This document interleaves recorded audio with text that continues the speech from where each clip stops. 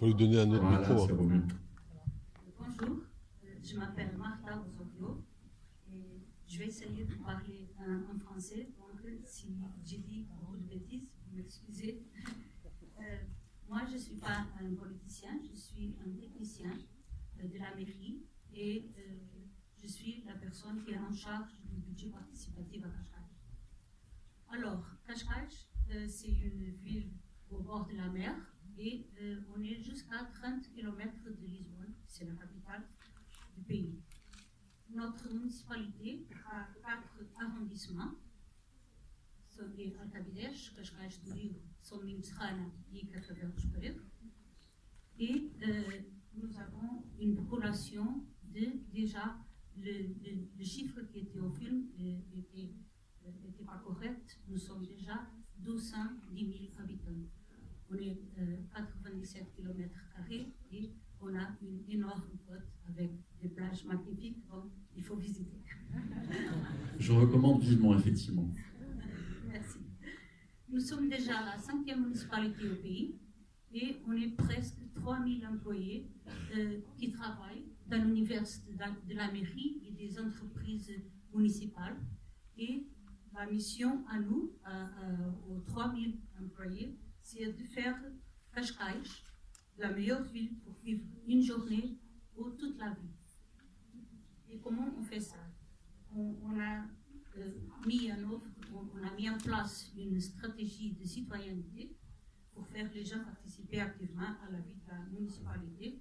Et pour ça, on a développé plusieurs projets et plusieurs politiques. Et je suis là pour vous parler du budget participatif. Avec ce projet du budget participatif, on essaye de relever les défis de la participation. Et pourquoi? Parce qu'on met tous les modèles en question. Tous les jours, on se demande comment faire mieux, là, au niveau de la mobilité, aussi au niveau de l'éducation, mais aussi au niveau de la démocratie. On est en pleine crise de confiance, on est en pleine crise de la démocratie dans les pays de l'Europe et d'autres. Et donc, on a pensé qu'il fallait ajouter à la démocratie représentative la démocratie participative et collaborative pour construire ensemble une meilleure vie.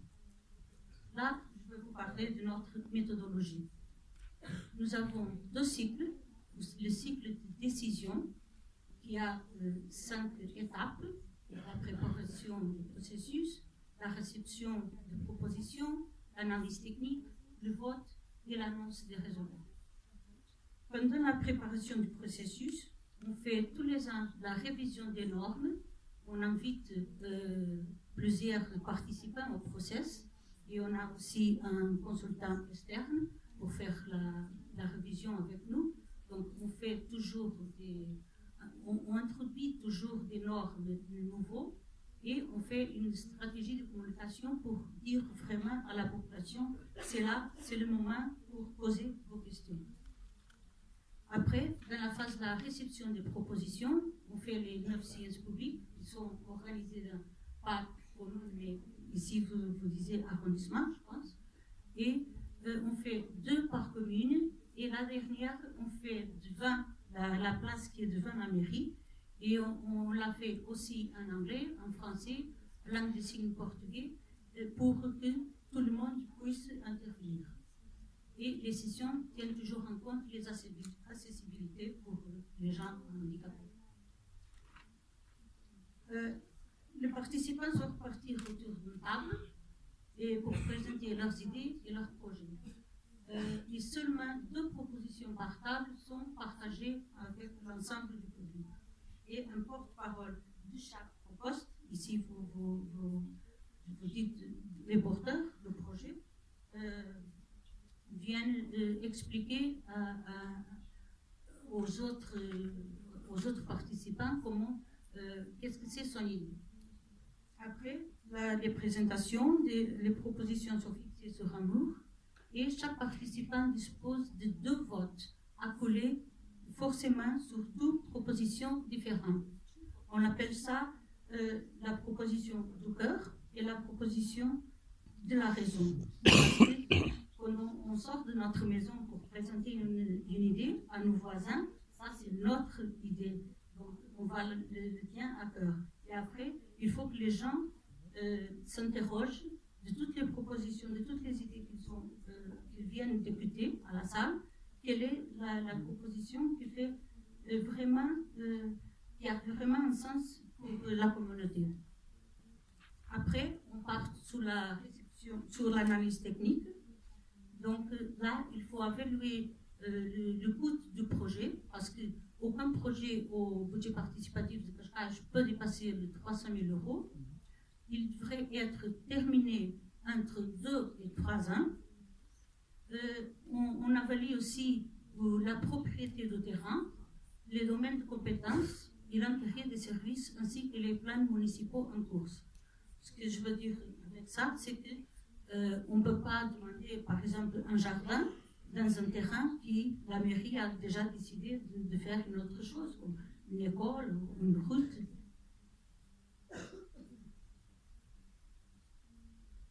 Après le vote, quand on termine l'analyse technique des projets qui ont été présentés dans les 9 séances publiques, dans les 9 sessions publiques, on reste avec à peu près 40-35 propositions qui sont soumises au vote. De 2012 à 2015, le vote était uniquement par SMS, parce que c'est vraiment facile, c'est pratique, c'est gratuit pour les résidents, et à chaque numéro de téléphone, il fallait mettre un code de projet, et ça y est, le vote est fait. À partir de 2016, il y a eu également le vote sur la plateforme. On a créé une plateforme dans Internet qui s'appelle Cascais Participe. Et là, on peut voter, mais il faut encore introduire le numéro de téléphone, parce que c'est avec le numéro de téléphone qui ont fait la différence, qui ont réussi à savoir si la même personne ne vote pas plus qu'une fois.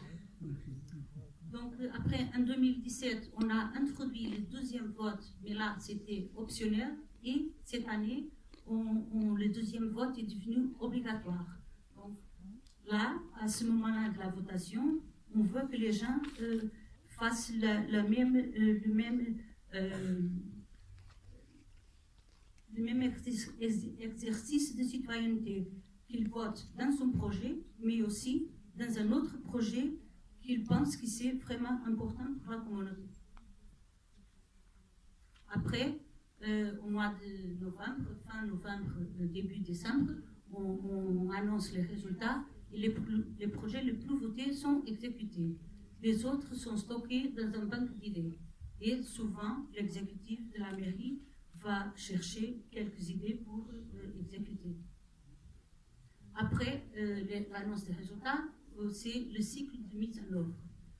Donc, on commence avec l'étude du projet, après avec le projet d'architecture et de spécialité, le marché public ou l'administration directe, je ne sais pas exactement comment vous faites ici les achats publics, et après on termine avec l'innovation du travail, du projet.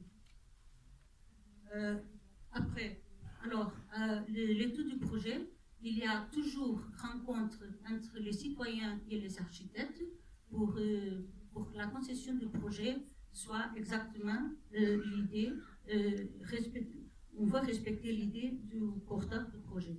Donc, on l'invite à faire une rencontre avec les architectes.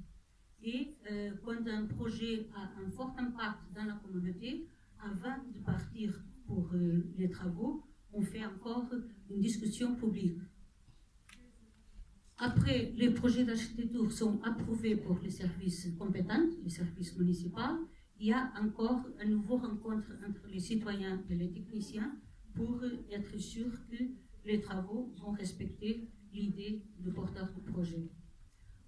après, c'est la phase que je ne sais pas exactement comment vous faites ici, mais c'est la phase du processus concernant les achats publics. Et finalement, après les travaux, on arrive à l'inauguration de l'idée, de projet, et le slide suivant. Merci. L'inauguration des projets sont toujours avec la participation de porteurs des projets et de toute la communauté qui a supporté l'idée avec son vote. Ici, je vous laisse quelques idées de projets déjà terminés. Ici, c'est un skatepark qui a été proposé par un groupe de jeunes.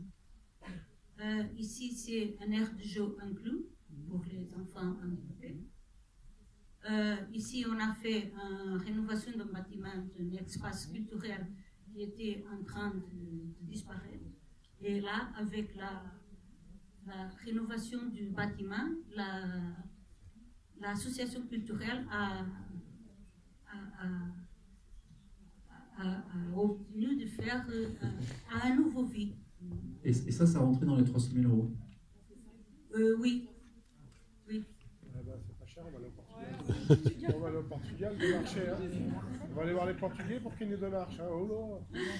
Ici, vous avez un espace vert avec des jardins urbains et à 300 000 un aire euros. de jeu qui ont complètement changé la vie, la qualité de vie des gens de cette quartier. Et voilà, ici, ce sont quelques chiffres du budget participatif de Cascais, avec le numéro de participants déjà dans toutes les sessions publiques, les totales de propositions qui sont présentées en plénière, qui sont différentes de la proposition qui ont été soumises à l'analyse technique, et après le total des projets soumis déjà au vote, les projets gagnants, les acteurs et l'investissement. Alors, je vais vous parler un peu des choses que on pense que font la différence du budget participatif de Cascais. On a un très engagement politique et ça c'est vrai que ça fait toute la différence parce que le budget participatif c'est un projet qui est transversal à tous les services de la mairie.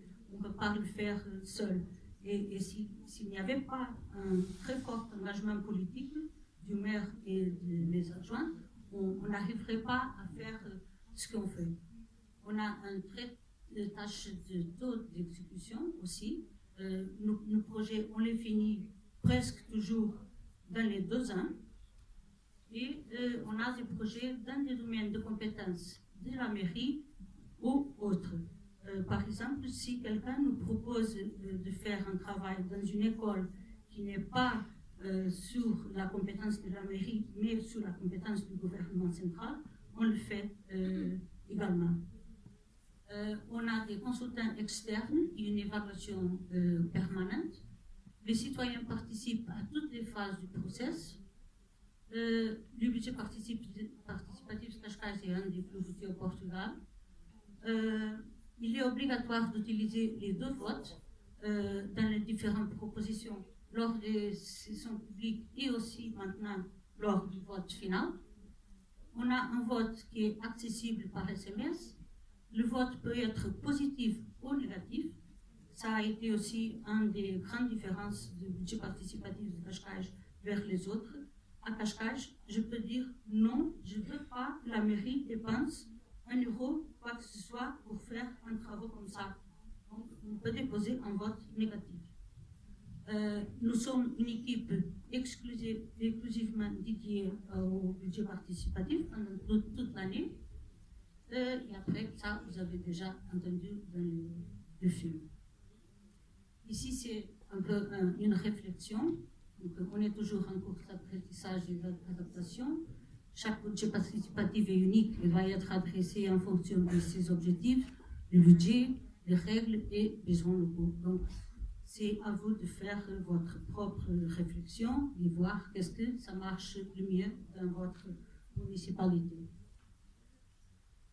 Nous sommes une ville intelligente, on se considère une ville intelligente et une ville intelligente et une ville démocratique et participative en supportant la planification collaborative et la participation du public. Une ville intelligente associe démocratie participative et représentative et résulte de la responsabilité active de chacun de nous. Là, c'est notre contact. Vous pouvez chercher des choses du budget participatif Cascais à cascaisparticipa.pt. Merci.